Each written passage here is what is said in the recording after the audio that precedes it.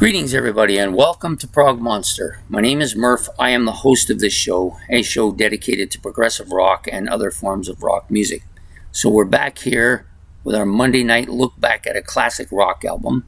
The one I've chosen for this week is the Travelling Wilburys. Yeah, and I still haven't figured that part out, but I'll figure it out.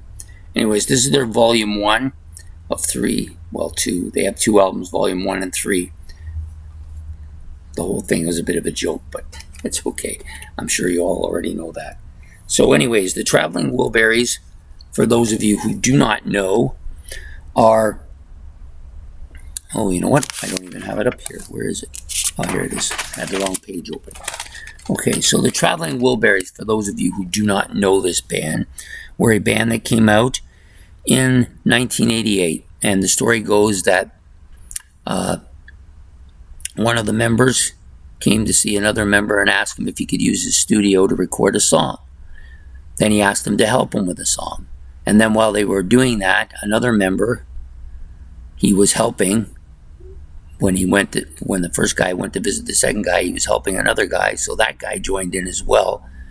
And they didn't have the proper setting for a particular... They decided that it was so good, you know what, we'll make a whole album. So they went to the fourth guy's house. He had a nice studio, so they did it at his house, and he joined in. And then finally, the fifth guy showed up. So anyways, so who are these Travelling Wilburys? Well, you've got the Wilbury brothers, Nelson, Otis, Charlie T, Lefty, and Lucky.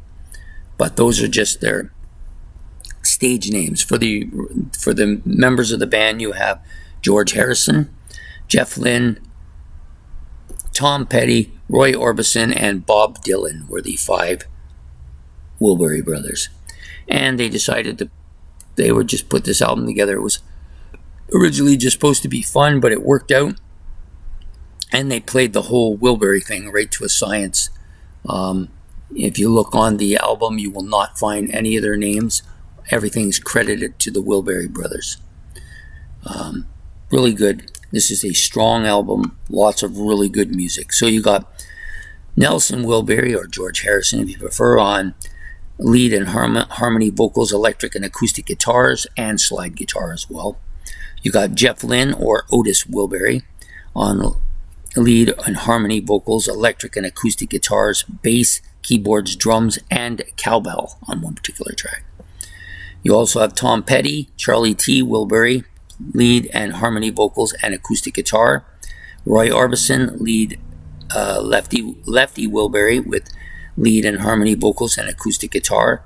Bob Dylan, Lucky Wilbury with lead and harmony vocals, acoustic guitar, and he does play harmonica, which doesn't always suit everybody, but I don't mind the harmonica myself. Additional people on the album featuring Jim Kelter, he was Buster Sidebury, I guess he was sideshow, drums and percussion, Jim Horn on sax, Ray Cooper on percussion, Ian Wallace on tom-toms, and Michael Palin, of all people, Hy Jumpton, that was his name, E.F. Nordy, and Biz Reading, whatever that means, on the album. So he does the album outliners, I believe. Yeah, so if you see, it's got all these notes and stuff. He does all of that. He does all the original storytelling of the Wilburys here. So, and there's kind of the list of the tracks on the album. I don't know if you can see that. Yeah, there you can barely see it. It's too bright. Anyways, the album is a strong album. Lots of good stuff on this album. Before we go, it was released on October. Before we get going, sorry, kind of tried to mash too much together there in my mouth. Was released October the 25th, 1988. FP Shot Studios, Lucky Studios, and Dave Stewart's Studios. It's about 36 minutes in length on the Wilbury label, which was on the Warner Brothers. It was a subsidiary, I guess, of the Warner Brothers, and produced by both Nelson and Otis Wilbury, or Jeff Lynne and George Harrison. So let's talk about this album now. Now that we've done all of the preamble, as we call it. Handle with Care, good tune. Dirty World, good tune. Rattled, like that a lot. Last Night, I think this is the track. I'm not sure because it doesn't really give you that here. I think Last Night is the one with, is that the one with Roy Orbison? Could be wrong. This was the album I discovered how sweet Roy Orbison's voice was. I never really thought about him much before that, but I do like him on this album a lot. Not Alone Anymore, that's the track he was on. He was so good on that track, so good. The voice is just absolutely sweet. Congratulations, another good track. Heading for the Light, Margarita, Tweeter the Monkey Man, and End of the Line. Now, End of the Line, I think, is maybe the big track on this album. I really like that. I think that's the one that Charlie Jr. sings. Yeah, I think it's him singing on this album, that song. End of the Line, so good. But they all do a lot of the vocals in this. You can tell distinctly who's singing.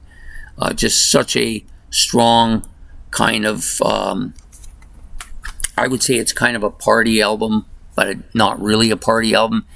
It's just a nice, easy listening to, maybe a campfire album. You can just play those tracks over and over again. People can sing along. Really, really catchy album. I think it deserved some attention here today.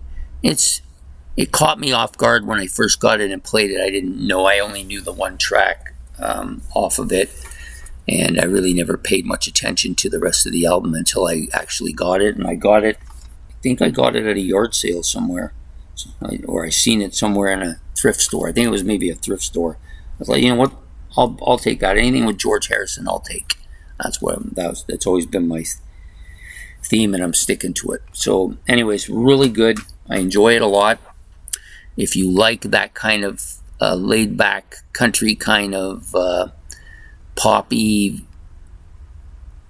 lots of vocal type albums, you probably enjoy this one. So I recommend it, so give it a shot. Anyways, I don't need my glasses anymore. Video's over. I hope you enjoyed this video. If you did, please like and subscribe. It's very appreciated, and very much appreciated. Don't want to leave any words out.